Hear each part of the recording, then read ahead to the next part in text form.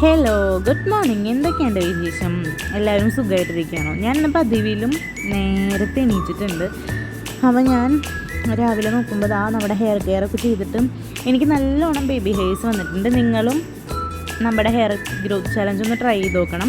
നേരെ തന്നെ സമയം ഒട്ടും കളയാണ്ട് പല്ലേക്കുന്നുണ്ട്. ഇപ്പോൾ സമയം ഏകദേശം ഒരു 5 മണിയൊക്കെ ആയിട്ടുണ്ടാവും. അങ്ങനെ പല്ലേപ്പൊക്കെ കഴിഞ്ഞ് മുഖമൊക്കെ കഴുകി ഓടിപ്പോയി കുളിച്ച് റെഡിയായി വന്നിരിക്കുക. ഇന്ന് നമുക്ക് അമ്പലത്തിലോട്ടൊന്ന് പോകണം. ഇന്ന് മിഥുന മാസത്തിലെ ഉത്രാട നക്ഷത്രം എൻ്റെ പിറന്നാളാണ്. അപ്പോൾ ഞാൻ റെഡിയായി നേരെ വടക്കുന്നാഥനിലോട്ടാണ് വന്നിരിക്കണേ.